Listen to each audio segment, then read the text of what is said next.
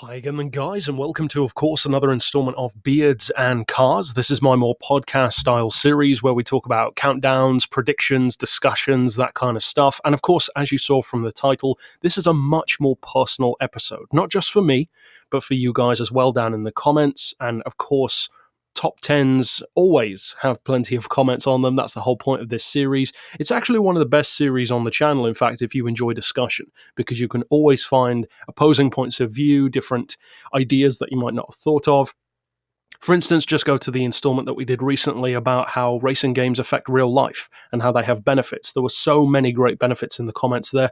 Now, as far as this one, of course, as I said, it's a very personal list, and it's your 10 favorite cars in GT Sport specifically, not just your 10 favorite cars, not your 10 favorite cars in racing games.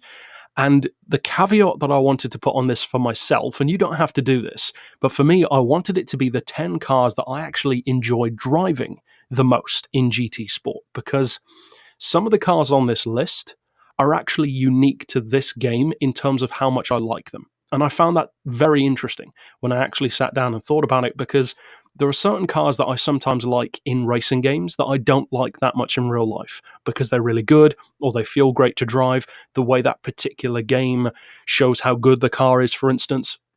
A perfect example would actually be the Nissan GT-R in Test Drive Unlimited 2. I would say it's the single best car in the game in terms of value for money compared to what it can do.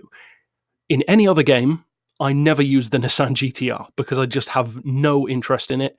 I have a lot of respect for the car, but I just find it utterly boring to drive.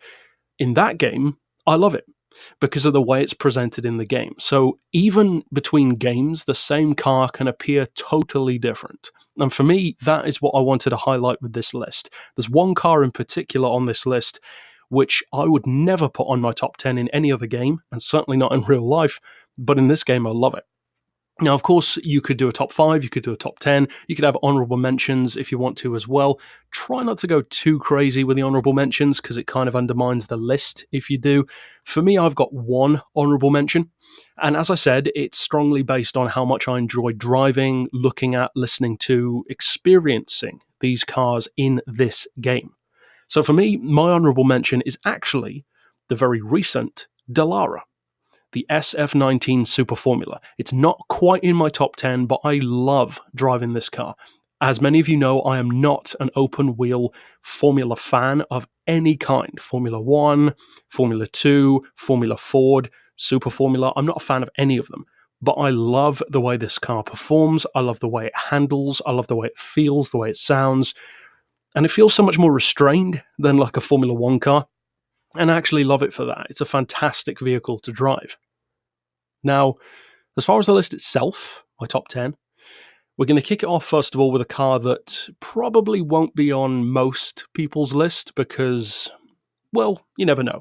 But for me, my 10th place is the Peugeot 908, the LMP1 car, because this car has always been one of the best Le Mans cars in Gran Turismo for as long as it's been available to buy. In Gran Turismo 6, it was one of the absolute fastest cars in the game, let alone LMP cars, with over 1,200 horsepower in the base model form, close to 1,200 horsepower in the regular form. In this game, it's still one of the fastest.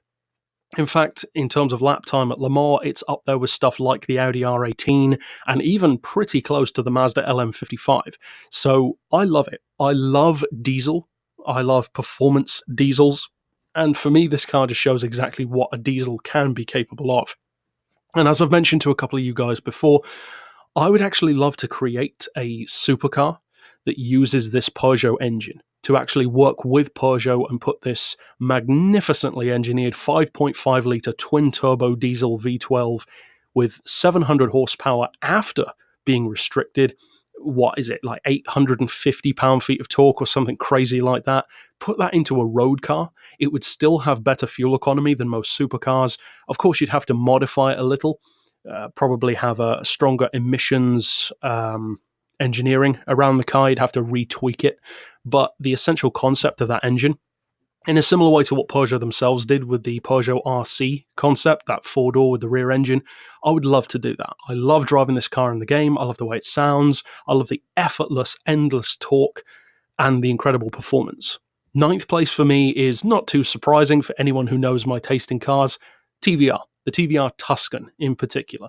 I did not expect TVR to come back to the game. Way back in 2016, Kaz did not seem particularly hopeful of TVR coming back, so it's very cool that they have. I've always loved the Tuscan, and of course it's no Speed 12, but I still love it a lot. It's not quite my favourite TVR. That would probably have to be the Chimera, but the Tuscan is, of course, the one that they added. It's pretty much a no-brainer. Not only was it already a premium, but it's kind of the TVR for most people. The Speed 12 is the ultimate TVR, but the Tuscan is kind of the flagship of the company, at least for the majority of production time in the modern day. Love the way it looks, love the way it sounds, has one of the best looking interiors in the game. It's just a pleasure to work with, and TVRs all have a reputation in a similar way to the Shelby Cobra that they don't really deserve. They're not difficult to drive. They're difficult to drive well. Anyone can take a TVR around a track. It takes skill to put in a great lap time with a TVR. That's the difference. It's more of a professional level sports car, and I love it. It's bare bones. It's old school. It shouldn't be legal, but it is. It's very dangerous. It's very unreliable. I love it. I love everything about the Tuscan. Next up for me in 8th place is the car that is on this list, which, as I said, would not be on any other. I've never featured this car in any other game as one of my favourites. Certainly wouldn't be one of my favourites in real life. The Ferrari 458. I know a lot of you guys love the 458 and you have for a long time. I'm not a 458 fan in any of its forms. The Special, the Spider, the race cars, the regular one. I'm just not a fan of the 458. I never have been. There's just something about the car that I'm just not a fan of. Maybe because it's like the GTR. It's a little bit oversaturated. You see so many of them. But in this game, it looks, it sounds, and it feels fantastic. Perfect, in fact. And I said as much in my review for the car. The handling is, as far as I'm concerned, among, if not the best street car in the game. The interior is possibly my favorite in the game. When it comes to street cars, at least, it looks so good. And I'm actually a huge fan of modern Ferrari interiors. I think they look fantastic. And that was actually started by my love a few years ago of the Ferrari FF, which really turned me on to how good Ferrari interiors can be. And of course, that's my dream car, so not too surprising that I would love this interior too. As I said, this was probably the most surprising for me personally, but when I actually sat down to make the list, I would have never thought that this would be here, but I love it. I really love driving the 458 in this game. Next up for me in 7th place is a very recent newcomer to the game, the Porsche 962C. Of course, one of the most iconic Le Mans cars, not just in the game, but of all time. One of the most iconic Group C cars, not just Le Mans cars. And I love everything about it. I love the understated sound, which is very accurate to real life. It's not the long tail, which of course is the only regrettable thing about it for me, but it's still fantastic. It's a car that I remember being like 10 years old, playing Gran Turismo 4, wanting to see in the game. And it's finally here. So for me, the nostalgia, of course, plays a huge part. It's such a cool car. One of the prettiest looking race cars of all time, I think, as well. So yeah, it's got to have a place for me. I know a lot of people were disappointed with the 962. I don't really know why. I mean, were they expecting it to be like a Red Bull or something? But I don't know. Next up for me in 6th place is a car which, again, probably not too many people will have on their list, at least not because of it's not the most useful thing, let's say, in the world of GT Sport or Gran Turismo in general. The Gran Turismo, the Maserati. Of course, I love Maserati. They are my favorite brand of car overall. And I will say that this one's probably on the list mainly because it's the only Maserati in Gran Turismo. If we actually had some others to work with, I would be able to compare it more accurately. But because it's the only one we've got, I tend to have more love for it in this game than I do in most others. With that being said, though, the Gran Cabrio, the open-top version, is actually one of my favourite cars. It is in my top 50. The MC12, of course, is my favourite Maserati of all time, and if that were in the game, of course it would be on the list. It might even be number one.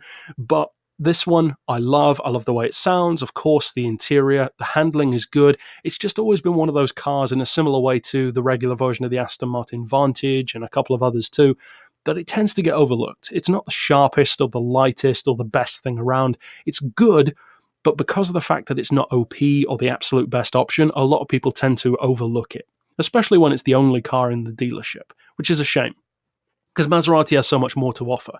Next up for me in fifth, so we're halfway through now, my favourite JDM car of all time, the DC2 Integra, a car which I predicted, I said a number of times in videos over, since Gran Turismo Sport's release, pretty much, that this was a prime candidate. In fact, one of the most deserving candidates of a premium update. So strange that we had like 3 or 4 of them in GT6 and none of them were premiums, the DC2s that is. We finally have it. You have the interior, you have the better looks, the better sound, still feels fantastic. I argue it's the best front-wheel drive car of all time. Of course, that's arguable. Ford Focus RS, Renault Clio 182, Clio Williams, there are a ton of great ones. But for me, it's got to be the DC2. Either way, definitely my favourite JDM car. Next up in fourth place for me is a car which isn't quite as dominant as it was in the previous game. It wasn't the best thing out there in the previous game, but it was a lot faster. The SLR, the Mercedes SLR McLaren. Of course, I adore the SLR. The Roadster is my favourite Mercedes of all time. We've never had the Roadster in this game. You don't even have the Roadster in many games, apart from, again, Test Drive Unlimited 2, funnily enough. But I love it. I love the way it looks. Of course, the sound. It doesn't sound quite as raw as it should, in my opinion. Again, I've heard plenty of them at Goodwood to know what an SLR should sound like. It doesn't sound like it does in the game, but it still sounds good. It looks good, of course. The interior. The handling is heavy, which is what an SLR should be. It's a big, heavy luxury supercar. The only disappointing thing about it for me is that it's not that quick, whereas in GT6, it was actually much more competitive. So that's kind of a shame. Next up in, not fourth, that was fourth, third place, so top 3 podium now, my favourite Le Mans car of all time, or more specifically, my favourite prototype race car of all time. Of course, the end of an era, the last of the Group Cs, the last of the long tails, the last of the crazy qualifying trim, turbocharged Le Mans cars, the Nissan, the R92CP. 1,200 horsepower in qualifying form, 249 miles per hour at Fuji Speedway, let alone Le Mans. I love the R92CP. It's a gorgeous car, such an iconic shape. The handling is so distinct and so good. It's so fast. Of course, the performance of all of these Group Cs is severely neutered. It's far more realistic, but it feels very neutered compared to the previous game. But even so, I still love it. I love the fact that we finally have that detailed interior in a similar way to the Integra. And then in second place, we're staying kind of in the prototype world. This one will probably surprise a lot of people, especially considering how high I've got it compared to how much I talk about it. The Hyundai. The N2025, in particular, though, the Group 1. I prefer the Group X in terms of technology. I love the direct drive and all of that, but the Group 1 is so much faster, so much more useful, and I love driving it. I use it more often than not in Route X lobbies when Vision GT cars are allowed. It's not the fastest of Vision GTs. You're looking at over 280 miles per hour, which isn't exactly slow, but it's not the fastest of them. But I just love it. I adore the way this thing looks. I love the sound. I love the cockpit cam. I love that Hyundai fully embraced the spirit of the Vision GT program, which is something that I talk about not enough manufacturers do. Chaparral did it well. SRT did it well. And Hyundai did it really well. And a couple of others too, of course, Bertoni.